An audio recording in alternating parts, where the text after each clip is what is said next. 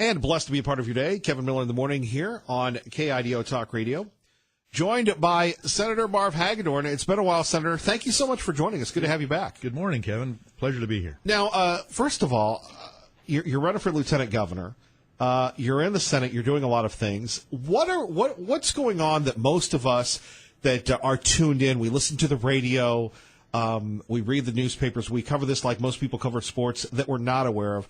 The long hours, the mastery of issues. Can you take us behind the scenes of what's going on in your world right now?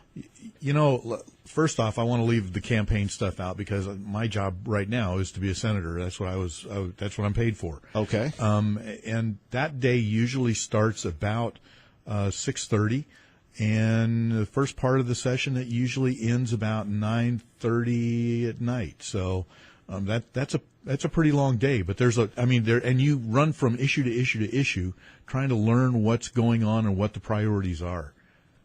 That's easier said than done, I would imagine. Oh man, yeah, because your brain has got to switch from potholes to wolves to Medicaid to food stamps. I mean, it's everything.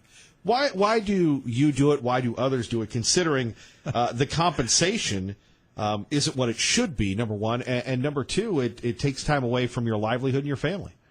This is the most mentally challenging job I've ever had. I did intelligence and special operations in the Navy. I ran businesses. Nothing meets the mental challenge that this job has. You have 105 people that you have to learn to work with and have to understand what motivates them and what they like and what they dislike, and try and find the right timing for the right bill. This is a crazy, fun job. Well, indeed, and occasionally y'all make the news, and then you're the subject of fodder on talk radio. Sure. And any attention is good attention. That's what they usually say. Right. Yeah. When we take a look at this legislative session, does it feel different than others? And the reason why I say this, obviously, we've got this big primary that you're a part of coming up, that many people believe that we need to get the session out of the way so people can go home and campaign. Things are running at a pretty fast pace. And I think that's been caused by a couple of things. This does feel a little bit different because of last year's veto of the grocery tax. And so now we're going to end the session differently. And so we're going to try and get all of our bills printed by Monday, which means no bills are going to be printed at the end of the session. That's the objective. So we can get all of the bills out, and then we're going to do some task forces and some other things at the end of the session to try and go through that 5-day period that the governor's got to veto anything. That way we won't have to be recalled, we can't be recalled to override a veto. So that's kind of the strategy right now, as I understand it. Senator Marv Hagedorn joining us here at 580-5436, 580-KIDO. Let's talk a little bit about, as we call him, the Hulk Hogan of Idaho politics, Governor Otter, 12 years at the helm, but involved in Idaho politics since 1972. Your thoughts on the last run for him and his legacy? As I look back, I was appointed by Governor Otter the first week of the session in 2007. I'd never met the man. And so my history with him has been from that last 12 years. He's got a great heart. He puts Idaho first always. And as I look at where we are today, we've gone, we are today at the lowest unemployment rate that we've ever had. During his tenure, we will have reduced income taxes twice. I ran the first bill back in 2010. And we're going to do another bill, as you heard yesterday, the one from the House was passed. So we're on a glide path, a very good glide path, growing our state, growing our economy, lowering our taxes. I think that's a pretty good legacy for the man. There's some things that I've disagreed with him on, but in general, I think Idaho is better for him. When we take a look at the state growing, is there a place? Does there have to be a place for state government to take a look at the growth going on, not only here in the Treasure Valley, not only in Meridian, which is huge, but throughout the state to try and manage it as best we can? I don't have to say anything. No, I'm telling you. I was talking to an economic development gal last night and from Twin Falls. Their unemployment rate is so low they have 900 people in Twin Falls County unemployed. Wow. 900 people unemployed. And so if you're a business looking for a place to go, do you want to go to Twin Falls County? I mean, that's not much of a workforce there, unless you're a business that's got high-paying wages that people will move for. And so that's, I mean, do we need to have some kind of triggers? I believe on our TRI, or excuse me, our tax reimbursement incentive, we might have to have some kind of a trigger on that says once your unemployment rate is so low, you know, we're gonna start to trim off that advantage of the growth incentives, your tax incentives, which Idaho businesses are equally eligible for. And a lot of Idaho businesses don't realize that. Right, and a lot of people that own businesses in Idaho, you know, they're a little envious that sometimes the incentive packages happen to get these large corporations. We'll talk a little bit more about that, but back to this challenge of high-paying wages. Yeah. I mean, it's not Russia. You can't just order people to pay more, right. But it is an alarming rate. My parents are in town, and my dad's running around going, well, we're building all these massive homes. Who can afford to buy them? Yeah. And people are buying them, They you are. know, predominantly from other states and such. But, you know, as someone who loves Idaho, has served Idaho, you want the kids to stay here, the people to stay here. So how do we address that? Is that a role of state government? You know, I think somehow we have to help provide the tools for the communities to manage that. I think that's got to be managed locally. Again, in my travels to Twin Falls area, the unemployment rate is so low, they are paying people that are working there more and more and more, which is driving rents up higher and higher and higher. Well, the people, you know, the gal that's just been working in a cafe as a waitress for 20 years, her salary is not going up, but she's still paying that rent. Right. And so that's affecting that person. And so locally, the communities have to figure out, how do we manage that? And it's our job, I think, to provide the tools to allow them to do that. What a difference a few years make when, and we just, again, stick to the Treasure Valley here, that we had subdivisions where they were empty except for a home or two. Now we're bursting at the seams. Oh, man, it's crazy. The growth between Meridian, Eagle, and Star in my district is phenomenal. I've never seen anything like it, even just before the downturn. It's gone crazy. That's what I'd like to know. Before the downturn, and let's go back to 2007 when I think unemployment in Ada County was 2.5. How does this compare to what that was back then? As I talk to the realtors and the builders, they're all saying that it started out a lot like the 2007, but then it kind of slowed down a little bit to a more manageable level. I am hearing that it's much more manageable. It's sustainable for a while because of the conditions that we have in a state. We're drawing a lot of people from out of state to Idaho. Whether that's good or bad, only time will tell. Senator Marv Hagedorn joining us here. Phone number is 580-5436-580-KIDO.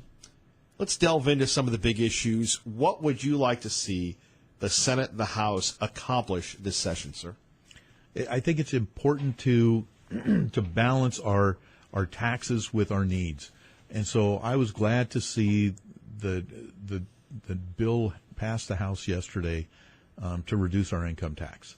And that bill is coupled with the bill that changes our tax system to meet the federal tax overhaul that they did, that President Trump did, and Congress. And by the way, I think a lot of people need to recognize that Congress, one of the things that they did with that tax overhaul is something they haven't done in years and years. They actually followed their own rules. They passed bills. Then they went to conference, and they came up with a bill in conference, and that's what they then passed and sent to the president. They haven't followed their own rules in years, and that, to me, was like a shining star that something might be happening back in Congress. Star named Trump? Maybe. I love the man's politics. Very astute comment. Let's talk a little bit about the grocery tax. We've talked about this. Why wasn't that like the first bill introduced? I mean, can't you, Senator Hagedorn? You can wave a magic wand to make that happen. Right, yeah, that's true. All of those bills have to be started in the Senate, or excuse me, in the House by Constitution. One thing that it's easy to say, why don't we cut our grocery taxes? But one thing you have to remember, there's a $100 tax credit for every man, woman, and child in Idaho that goes along with that grocery tax. And so we don't talk about removing that tax credit. And so a family of 5 gets a $500 tax credit right off the bat, whether they pay enough taxes to do an income tax form or not. They can do an income tax form and get $500 back from the state every time tax season comes around. And that tax credit was there to offset the grocery taxes that we are paying as Idaho citizens. The objective of the grocery tax when we first did it was to capture the grocery taxes from those tourists that are coming through, from illegals, and from people that don't do an Idaho income tax form. And a lot of people forget about that. Indeed. Senator Hagedorn with us. Senator, we've talked about this quite some time. Your thoughts on the HP purchase? I happen to be on the Permanent Building Fund, and we ran into a problem 2 years ago where we've had the tax commission in one of the old MK buildings for years and years and years. Nothing wrong with an old MK building. No, there's not. But we were paying $6 million a year in rent, and that rent was, by the time, if you add up all the years that we lived in that building, we could have bought it. And so we thought, you know what, we've got to look at something different. And then we started talking to the people to buy that building. Well, when we started talking to the people to buy that building, word got out that we were talking about it. St. Luke's came in and bought that building before we could pass the laws in the legislature to allow those discussions to happen. So then St. Luke's gave us a deadline of, you've got to move your tax commission out of our building here. And so we had to start looking for a place to put the tax commission.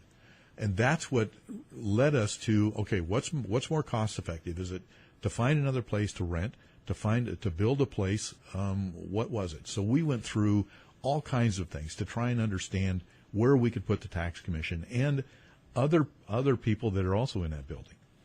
More with Senator Hagedorn next. You're listening to Kevin Miller on KIDO Talk Radio. You're riding in with Kevin Miller. Ride home tonight with Sean Hannity on KIDO Talk Radio, 107.5 FM and 580 AM. And Senator Marv Hagedorn, our guest here at KIDO Talk Radio with Kevin Miller in the morning. So, again, we've been talking about the HP deal. Is it a good deal for the state? Because there are some things that, in the interest of getting full disclosure here, you wanted to let us know about. Is it a good deal for the state? Yes. State-owned buildings, we pay roughly $6.50 per square foot to live in those buildings for maintenance and those types of things. Other buildings that we lease, that space is usually around $20 to $21 a square foot. So the deal that we got with HP for that whole facility was about $80 a square foot to buy it. Now, about 90% of that is leased by HP and other companies. So those lease payments are significantly going to help us pay the mortgage for that facility. Once we move the tax commission and others into that building, once that mortgage is paid off, and that will be about $20, $21 a square foot, about what we're paying now. But once the mortgage is paid off, those payments are going to go down to $6 and change per square foot. So long term, moving our agencies and departments into that facility where we can then pay $6 and change or $7 and change per square foot is a significant savings for the state. And Senator Hagedorn joining us. Let's switch gears to the campaign. Sure. Lieutenant Governor, tell us a little bit about your decision to run. You know, a lot of people haven't recognized we're going to have such a huge turnover in elected officials. We've got a huge turnover we're looking at in the House and in the Senate. We're likely to have new leadership in both of those bodies. We know we're going to have a new lieutenant governor, a new treasurer. There's other turnovers that are very possible. Having someone with experience is important, I think, to have in that position to help that new governor jump on board. They got 100 department heads to reappoint or appoint. We have 400 boards and commissions to take care of. They got to put a staff together that kind of understands government. Keeping the train on the tracks in the direction that we're going right now, I think, is really important. I was very secure, in my opinion, in my Senate seat, but this changeover is bigger than me. This is Idaho changes, and I want to keep it going down the same set of tracks. So that's why I decided to run for lieutenant governor. You must have put a lot of thought into it, though, to give up your seat and to take this move, to go from running in a district to running statewide. That's easier said than done, especially when we're talking about miles on the odometer, literally. I put 2,700 miles on my truck in one weekend. 1 week. Going from Idaho Falls to Post Falls to Haley, and there's no straight road in between. Right. And there's a lot of little towns and a lot of meetings in between those. This is a big state. It's a big state to run around in and travel in and meet people, but I love it. And what do you bring to the table? What differentiates you from the other folks running, sir? I have 20 years military experience. I've got 20 years of business experience running businesses, doing business internationally. So economic development, I get the problems that you have to deal with logistics and moving goods and services overseas, transferring money back and forth overseas. So I understand the thought process of managing a P&L for a business. Right. I've served in both the House and the Senate. I understand the way that each works, and they are different, and I can help convey that communications and keep that line of communications open with the governor. When you're taking a look at when you're on the trail, when you're speaking to people, what are they saying to you? Because, again, as you've said, we've got the treasurer, the governor, a lot of state offices, of course, the first CD, that's open. So there's a lot of churn going on. So what are people saying to you? The first question they ask me is, what does the lieutenant governor do anyway? and so, I explained to them, by Constitution, the lieutenant governor serves as the president of the Senate. He presides over the Senate. So you got to know the rules of the Senate and fairly operate the Senate. And the next thing is basically serve at the request of the governor, whatever the governor needs. Those are the two biggest things our lieutenant governor has to do. We've got a great bench of candidates for the governor. I like all of these folks. I don't know who's going to win, but I know whoever it is going to need help, and my job is going to be able to make them successful. That's the bottom line. Right. You ever think, though, during these long drives, what did I get myself into? Oh yeah. Right. And you know what else I think? I'm really going to miss the scrum of the legislature. I mean, this has been, as we were talking off air, this has really been a huge learning experience, working on so many different issues and learning all of these things and the root causes of some of our problems. And then the wrestling match that you go through to try and get some of those problems solved. You're going to miss that. I am. We have really, really good people in the legislature, and I'm going to miss working with them in the scrum. It is. It's been mentally, like I said, the most mentally challenging job I've ever had. Wow, going back to your days in the Navy. Speaking of the Navy, your thoughts on the state of the military right now, and your former naval intelligence, so you know a little bit about what's going on in the South Pacific and with China and North Korea. Your thoughts? Sadly, I think we have reduced the funding to the military in general so far, or so deeply, that we're working these folks way too long. We're asking more of them than they can give. They're really trying. They're working hard, but they're making mistakes. And when you don't have enough manpower, mistakes are going to happen, and they're going to kill people. And sadly, that's what's been happening lately. It's something. I had a young mother come up to me at the Canyon County Kids Expo, and, as someone who has been involved, sir, as you have, with the Wycan Warriors from the very beginning and still are today, the idea of taking care of our folks when they come home, we have the idea of military suicides, big issue, big challenge. Yeah. We're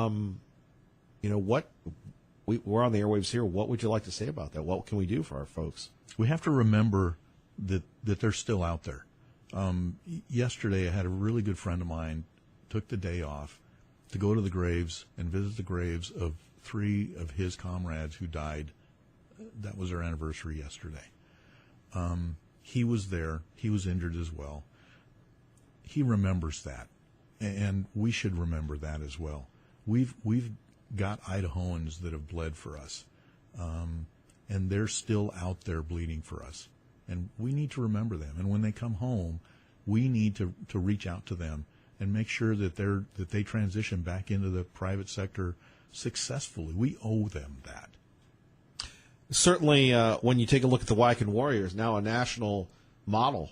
Yes. Started right here in Idaho. Yeah. My partner Jeff Bacon and I, we started that guy, Jeff Bacon. He's a character. He's a great man, and that's been a very, very successful program. And I get chills whenever I start thinking about the graduates that are out there doing great things now. And we haven't had, knock on wood, not a single suicide. And we take the riskiest folks into that program and try and put them back together with the team that we built. Well, and when you talk of the team, and you can tell I've been indoctrinated by you and Jeff Bacon, you're talking about some big business leaders and people that gladly give their time to be mentors. They really do, and I think that's a critical key, is that mentorship. When you have the CEO of a major hospital organization reaching out and mentoring some of our military folks, men and women coming back in, and helping them get into the private sector and get a good career. It's not just about a job. It's about a career for that person. That really makes a huge difference. Senator Hagedorn, if people want to get involved with you and your campaign, learn more about you, what can they do? MarvHagedorn.com. Pretty simple. All right. MarvHagedorn.com. We'd love to have you back, sir. Thank you. Anytime, Kevin. I appreciate it. We appreciate you. Thank you. Thank you again for your service. My pleasure. Thank you. You're listening to Kevin Miller on KIDO Talk Radio. Good morning, Maggie. Good morning. Jim in Boise with Kevin Miller at KIDO Talk Radio. Good morning. Good morning, sir. I was just remembering we were talking about the kids eating the Tide Pods earlier, and no stupidity, lack of common sense, all the same kind of thing. I think it's unfortunate, just kind of the abuse of social media. I mean, YouTube, these kind of things. I mean, I'm sure you remember, 15 years ago they were doing the milk or spoonful of cinnamon. I remember 20, 25 years ago, the knuckles on the table and sliding nickels at it, that kind of thing. There's always been, silly things out there, stupid things that, kids do. I still got a couple scars on my knuckles from when I was a kid. But, there's always, that small group of kids in school, but with social media these days, they have a larger following that they can find these kinds of things.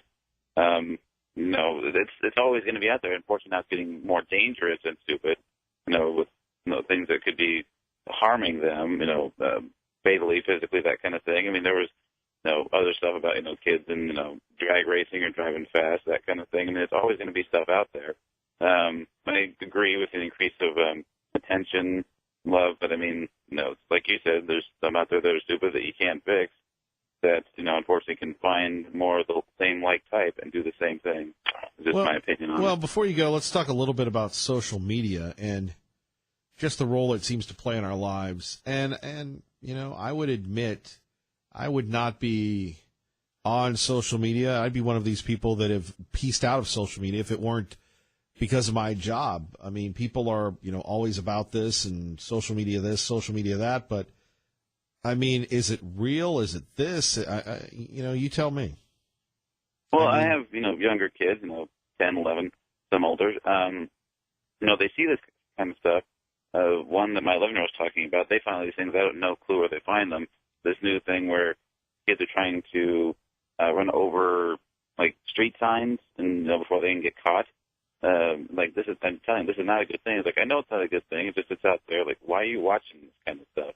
But, it's just something that piques interest, something that, other people do that they can kind of, see them and what they're able to do and either not get caught or, just the excitement of it, I guess. I'm not sure. He didn't really have a good explanation. I didn't have one when I was his age either. I think it should be better screened, what gets uploaded, what doesn't, or, monitored where, stuff like that can get pulled off quickly because, people are going to see these kind of things and have a desire to want to do it themselves or tell their friends about it, and then other people will look at it and then, encourage the person who's doing it to want to do more because they're getting the interest, like you said, all these hits of people seeing what they're doing. Yeah, again, why in the world would somebody endanger themselves to do this just to get hits Again, I guess I just don't understand the currency.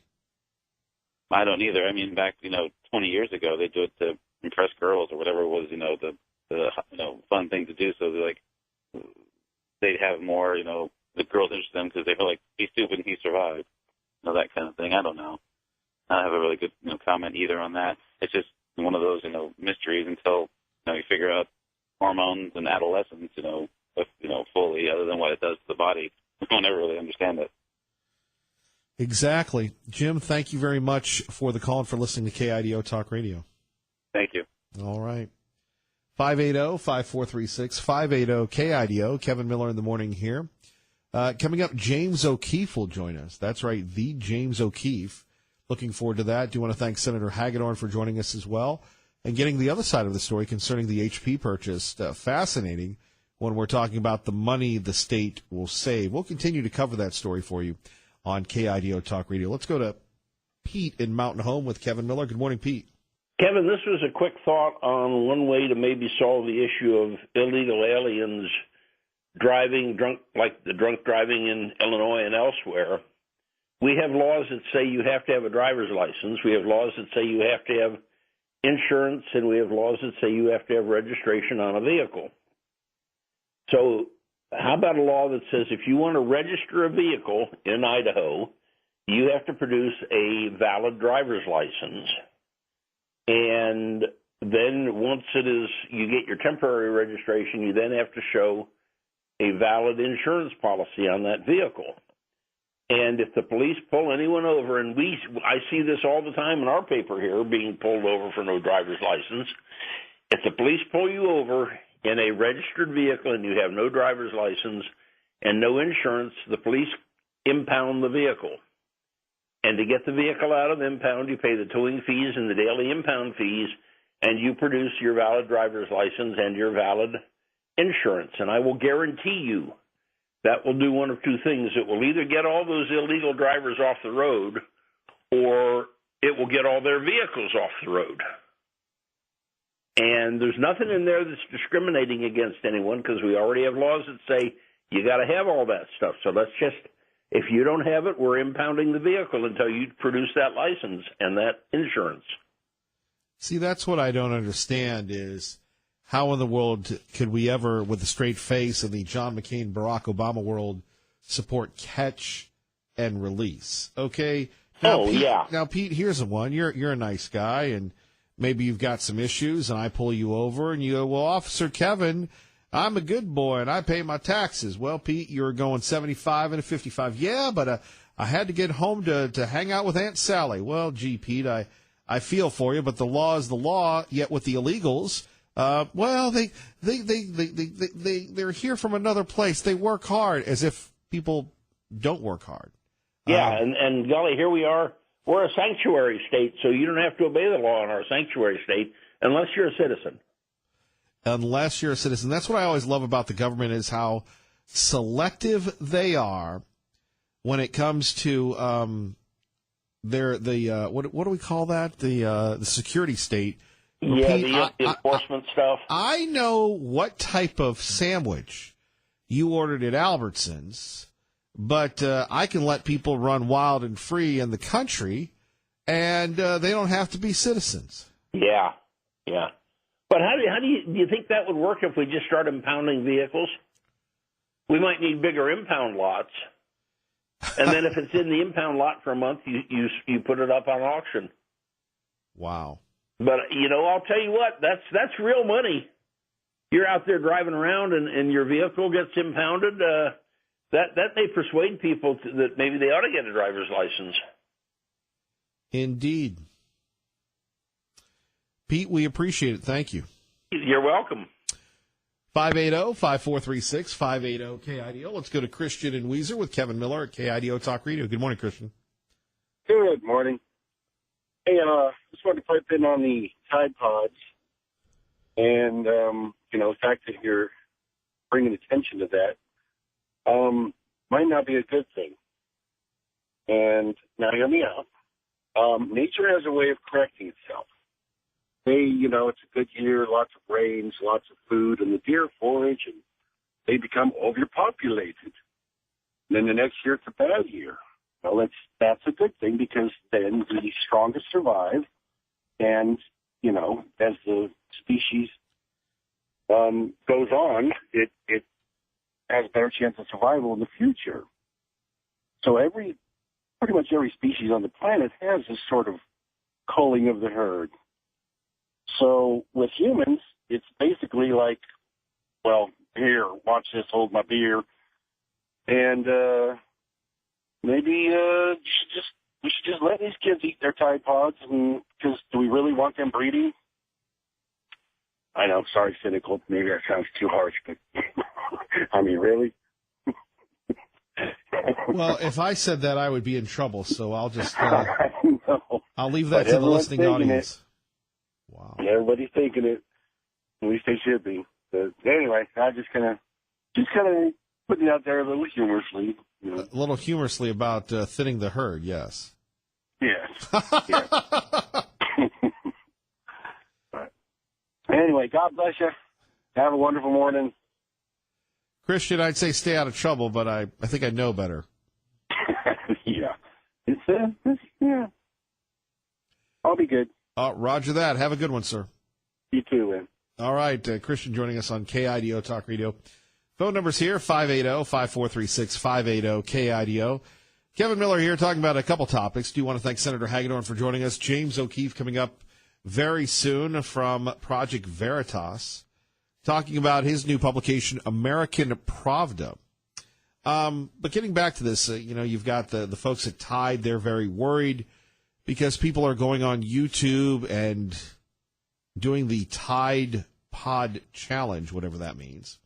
So much so that lawmakers in Nevada have decided they're looking at passing legislation concerning what to do about this. They're very concerned about Two New York State lawmakers proposing a bill to change the packaging and look of colorful detergent capsules to make them look less appealing. This amid concerns over the Tide Pod Challenge, which has sparked kids and teens to share clips eating the pods. Tide brand's owner, Procter & Gamble, has been working with YouTube to remove the videos. Assemblywoman Aravela Simotas and Senator Brad Hoylman are urging detergent makers to make the pods uniform in color, saying the pods look like candy and are a risk to young kids and older adults with dementia who may mistake them for something edible. The bill would add the capsules to the list of hazardous household products and require packaging to be child resistant. I'm Kristen Goodwin, Fox News. why do we always have to throw in the old people with dementia, okay?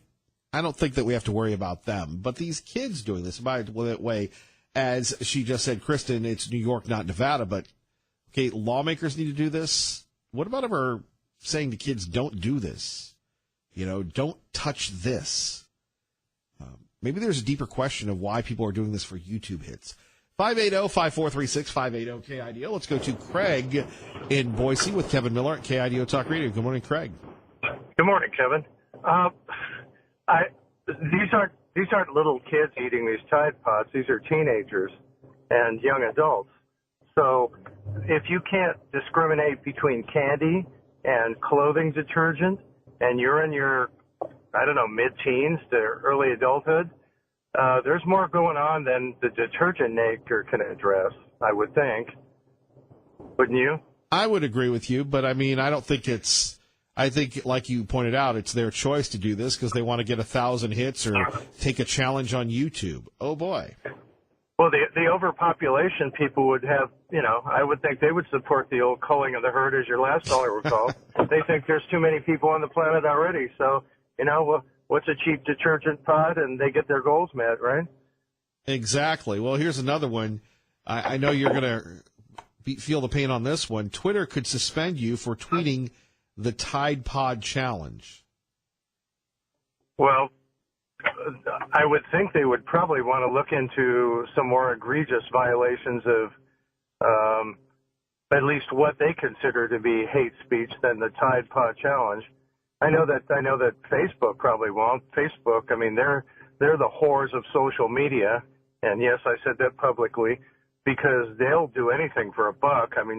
Zuckerberg is just, that guy's almost like a sociopath, in my opinion.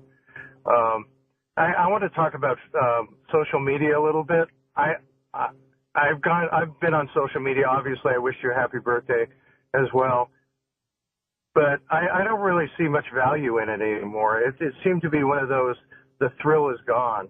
I mean, you get on there and there's a lot of connections, and supposedly I have a lot of friends, friends being acquaintances on media, loosely speaking, a lot of them. You know, so I don't see the value in sitting there and seeing somebody complain about their dog or somebody complain about whatever, or put some cynical thing up about some politician. I mean, it's basically turned into just some kind of, I don't know, it doesn't add much value to my life anymore, at least. And I had friends that were on there, I still do, but, you know, I mean, they don't, you know, everybody's doing stuff. Remember the old, when email was real big and that was the primary communications medium? People would forward all these jokes, and, you know, you'd see the same joke 5 years later. Well, Yes. that's what Facebook is, because it's new to some, but it's old to others, and it's lost its value, to me at least.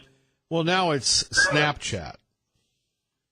I don't even do that. I don't even bother. I'm with you on that, but I mean, it's, you know, it's funny because I used to go to Philadelphia every year to meet with this guru of social media, and he's a radio guy, but he said, look, this is what's going to happen.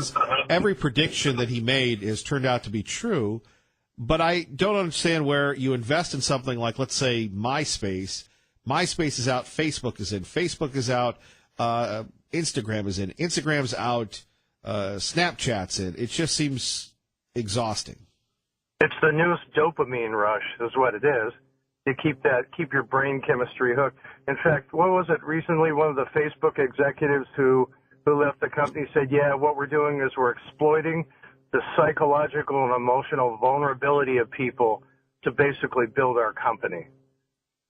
And if people really want to read about this, there's a book called Hooked by Nir Eval at the Stanford Behavioral Influences Laboratory. And they talk about how to build applications, software applications, a psychological method to do this, to hook users and to retain them. So that's the methodology they're using in these social media applications. So it's definitely a ploy and a deliberate approach worth obviously hundreds of millions of dollars to hook you in and hold you and retain you as a market share. So this isn't any fun thing, and it's not Zuckerberg running along smiling and all that stuff. This is cynical, and this is deliberate. So it's unfortunate, but that's the way it is. So. Greg, we appreciate you. Thank you. All right, take care, Kevin. Thank you. All right, more of your phone calls next. Coming up next, how Google spies on you even if your phone is turned off. Talk about the deep state. Kevin Miller, KIDO Talk Radio. Kevin Miller in the morning here on KIDO Talk Radio. Let's go to Jim in Middleton at KIDO Talk Radio. Good morning, Jim. Good morning, Kevin. I was listening there, wanted to jump in and enlighten your last caller. It's nice that he just figured all this out. But that bad news is, Kevin, we've been doing this for hundreds of years. Subliminal messaging, manipulating, getting people to do what you want and so forth. And the weak minds usually follow that path. But anyway, I just wanted to throw that out there. This has been going on for eons. Different forms of communication, Facebook and this venue that you have here and the other social media is nothing more than the gossip of yesterday. And just for more information for the general public, general gossip and talking and so forth, it's as normal as sneezing for humans to do that and interact. How far it goes and if it gets out of hand, Kevin, as you know, it gets dangerous and bad things can happen, just like anything else man does if it goes too far with it. But I just wanted to share that with the audience. There's absolutely nothing new. It's like, the old boards at work, Kevin, what do they call them, where people would pin stuff up? Oh, not billboards. I know what you're talking about, yeah. Yeah, it's the same thing. If you really look at that, humans like to interact. They like to get their voices of opinion out there and so forth. I'm included in that. But in terms of the social media grabbing you to do this and that, it's been going on for hundreds of years, ever since a government was formed. So anyway, but it's glad that he finally woke up. Anyway, have a great day, Kevin. Jim, God bless. Thanks. Quickly to traffic and weather. Say a few things about this Tide Pod situation. Being a parent of 6 children and working in the schools as a social worker, I have at least a little understanding of what happens with children when there's an estrangement between the parents and themselves. All children need recognition and approval and affirmation. And if they don't get it from their parents, they'll get it from their peers. And this is what you see happening. And it's really sad. It's just a sad commentary on the American fast lane way of life, where parents are caught up with their careers and their own thing. Thank you, Arvell. Good morning.